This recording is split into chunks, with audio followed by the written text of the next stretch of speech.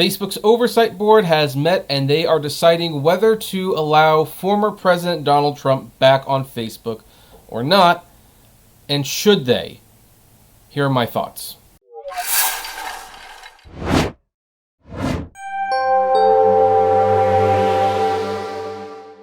Hey everyone, this is Kevin the Apptrepreneur, and I'm not even going to say that we don't normally talk politics on this channel because I think we're at the point where I just don't care anymore. I'm going to talk politics if I want. And yes, for all of you very, very, very sensitive Trump supporters out there, seriously, you guys are the most sensitive pansies I've ever met.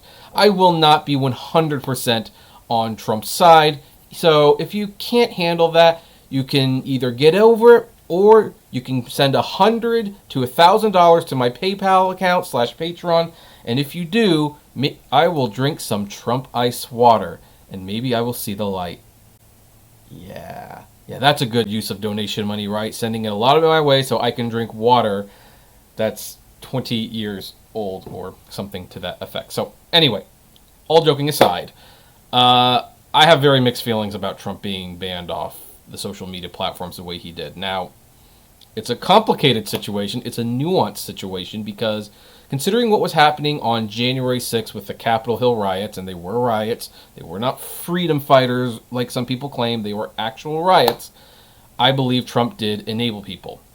But his primary use of contributing to that was Twitter that day. And yet he was banned all across the board. He was banned on Facebook. He was banned on YouTube. I'm sure there was at least one other account he was blocked on. I can't think of what it was, but basically Trump had an across-the-board ban, even though he was basically only active on Twitter that day. And that really showed the fine line that is constantly being walked with social media. Trump did violate Twitter's terms of service.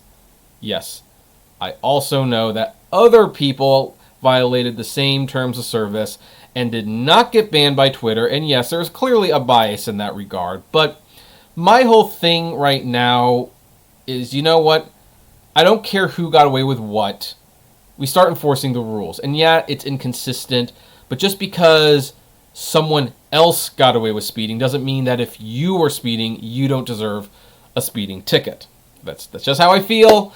And Trump broke the rules. However, it was a little concerning that other social media platforms and big tech basically all banned Trump on the same time, even though at the moment, to the best of my knowledge, he was only breaking the rules on one platform. He frankly wasn't really using Facebook very much, and he certainly wasn't using the YouTube channel, and yet they banned him anyway.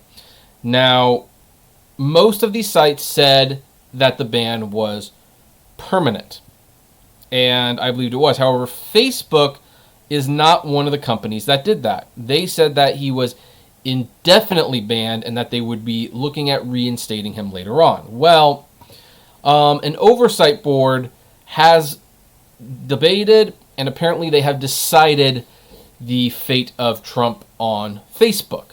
Now, we don't know exactly what that fate is yet, and I will make another follow-up video on whether or not he was let back on or not. But what do we know about this oversight board? Well, it is funded partially by Facebook, partially through independent donors. And even though it is a Facebook oversight board, it is apparently not a part of Facebook. It's not like HR, where HR is hired by Facebook to protect Facebook. This is apparently an independent third-party board, and apparently they do oversight reviews of many tech companies. And they are the ones who will be deciding whether or not Trump is let back onto Facebook or not. Now, should he be let back onto Facebook? Well, here's my very, very nuanced decision. Because I say this knowing that Trump will probably not use Facebook responsibly. I know he will probably peddle some conspiracy theories because he still refuses to admit that he lost the election. There are viewers on my channel who don't believe he lost the election either. But you know what? I know people who still believe that Al Gore won the election, and that wasn't true either, and it's not true now. So my thing is Trump lost the election, but I know he is incapable of admitting that, and it does stir negative feelings. But should he be let back on Facebook, knowing some of the irresponsible things he will probably do? I would argue yes. I believe that Facebook and YouTube suspended Trump on a very volatile day where tensions were high and things were way out of control, and they did it out of an abundance of caution. And I believe that revisiting the situation is the right thing to do. When you revisit the situation, and granted, I'm not on the oversight board, I don't have a stake in this, I don't have a personal vendetta on this other than some principles I have. But one of those principles is that while Trump was violating Facebook's terms of service that day, he wasn't violating Facebook's terms of service that day. He wasn't violating YouTube's terms of service. And therefore, even though I believe it was done out of an abundance of caution, I believe it was wrong to ban him on those platforms when he had not technically done anything wrong yet. And since he did not do anything wrong on those days for when they decided to suspend him on Facebook, again, he did it on Twitter, but he didn't do it on Facebook, to my knowledge, I believe that, yes, Facebook should let him back on. Now, should Trump start posting things that might be inciting violence or that go against Facebook's terms of service, then you may ban him again. And this time, you would have a legitimate reason to ban him. I was also a little uncomfortable with the way Facebook and YouTube did this because even though they did this out of an abundance of caution, it showed how powerful they really are. Basically, they took away his megaphones. And I know some people say, like, well, they're private platforms. They're allowed to do whatever they want. And, I don't entirely agree with that.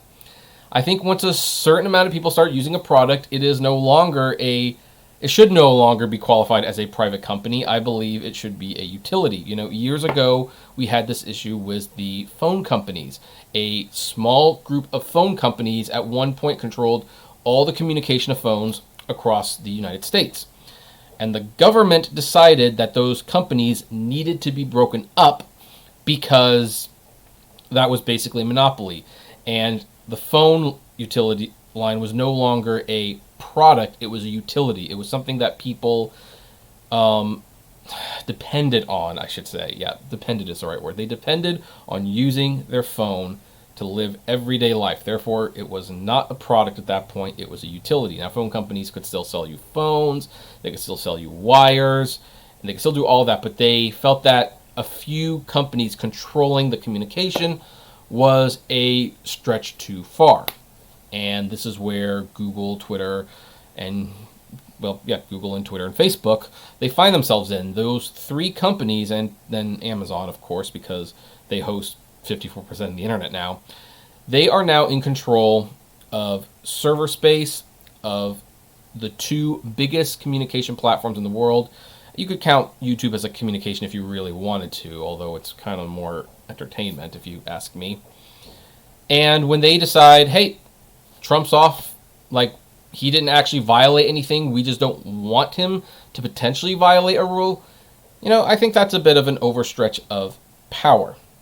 I think they should not have that decision. I think there should be independent third-party audits for, especially when it comes to public figures, because the Supreme Court has already ruled.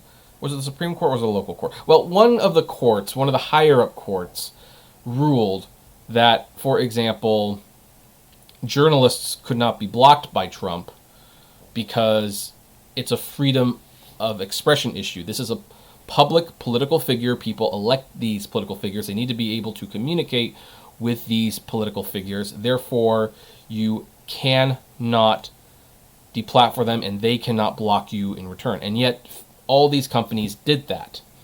Now, they have not been sued for it, so until they are, this isn't going to be tried in court. But the bottom line is at one point, the courts did decide that, politicians could not block people from commenting or reading their Twitter accounts because they were in higher office. But Facebook and Google comes along and they decide to take down the President of the United States. I have a hard time seeing that is anything other than too much power. Too much power. There are going to need to be some new laws written for social media, where maybe it's, hey, if it's a public figure, like if, especially a politician, then you know what, there has to be a review board that oversees every single ban. I mean, if Facebook and Twitter want to ban at the moment because they feel there is an immediate danger, they're allowed to do that, but that decision has to be reviewed by an oversight board to find out if that action was necessary, if they were in the right to do that, and if they were not in the right to do that, then they need to reinstate that person's account, and they maybe even need to be fined for not taking it down for the right reasons.